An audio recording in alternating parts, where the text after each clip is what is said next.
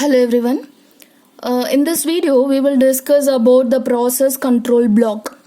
So this though we are switching between many processes, the CPU will switch over from one process to another process. So it has to save some information about the process. So what kind of information it has to store before switching to the next process? So all those information we need to save it as a block, and we are calling that block as a process control block. And the name of this block is also called as task control block. It is also called as task control block. So what are all the information we can have in this process control block? First one is process state. There are different process states that were available. We discussed in the previous video. If you don't know, you please go and check it out. So there are different process states that were available. The process can switch from one state to another state. So when it tries to perform any IO operation, or if it gets any interrupt while it is executing, or if it is loaded in the main memory. So like that we have different states of the process. So in between the switching from one process to another process, so at that particular time, so it belongs to which state, so that information will be stored in this process control block. That was the first information.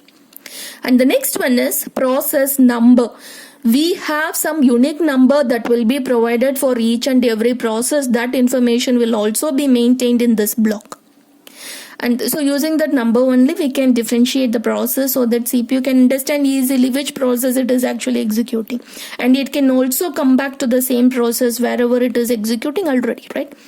And the next one is program counter. So as I told, it is the one register which is used to hold the address of the next instruction that is to be executed. So that is going to be executed next.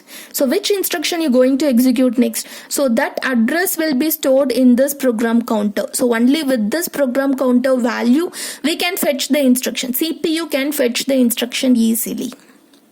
And the next one is registers. So registers, which are nothing but the CPU registers. So all these registers may vary in number, type, and the accounting, and the index register, stack pointer, general purpose register, and plus condition control information. So all those things we can get it only through the CPU registers. So you need to store all those registers which belongs to that particular process, whichever the CPU is executing currently, right?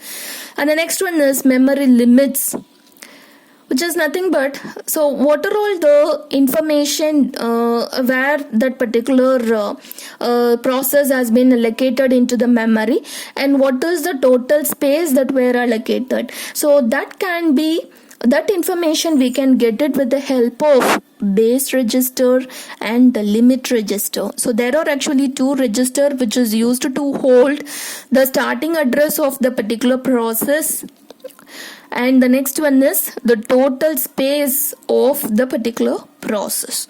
So this information will also be maintained, and that will come under memory management information. Okay, and in addition to this, we also have one more information, that is CPU scheduling information. So scheduling means, so when this like any priority, process priority, so we will be having some priority for each and every process. Based on that, the process will be scheduled for CPU in order to execute it. And some pointers we may have to schedule the queues, scheduling parameters. Like that we also have a lot of criteria under the scheduling, and we will discuss all these things in the scheduling videos. Okay. List of open files will also be added in the process control block. So while executing the process, if you opened any of the files, so that information also be maintained. So here, okay. And the next one, so I would like to show about how the CPU switches from one process to another process. Okay, so there are actually two processes, the process P0 and process P1. So now how the switching takes place in between these two processes. So this will show CPU starts executing the first process P0, so it is in executing. And afterwards, if it gets any interrupt or a system call, so it will stop executing the P0 process. stop executing P0 process, and it will save state into PCB0. So which means we will have the process control block for each and every process independently. Right? Separately, we have the process control block for all the process. P0 process will have their own process control block. P1 process will have their own process control block. So with the help of the process name, we can define the process control block as PCB0, PCB1 like that.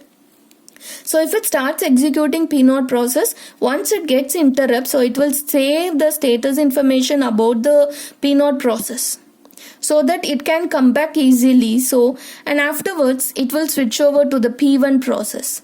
So when this particular process will be idle, so because at this time, so it will reload state from PCB1. So after reloading the PCB1, so information from the PCB1, it starts executing this P1 process. And again, while executing the P1 process, it is getting some interrupt. It is getting interrupt at this time. At this stage. So what happens here? It will stop executing the P1 process. Then, so whenever it is stop executing any of the process, it has to save the status information about the PCB1 into PCB1.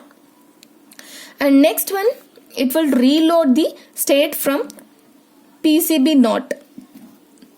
Again, it is going back to the first process, that is P0, and it is going to execute the process P0. So in between, so when the CPU switch over to the second process, this particular P0 process will sit idle. So here, if you look at this, P1 process will be idle at this place, and P0 will be idle at this place, and here this P1 process will again to idle stage at this place.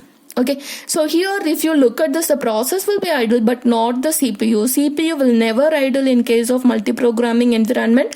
So which means what? It will switch over from one process to another process rapidly. So this is how it switches in between the process, and while switching, so what are all the procedure to be followed by CPU? So it has to save all these information into the corresponding process control block, so that it can take the control back after executing or after it just coming back to the original process. So it can understand easily, so where it has stopped the execution. So from that place or from that location, it will continue the execution. So for this we are actually doing this particular process.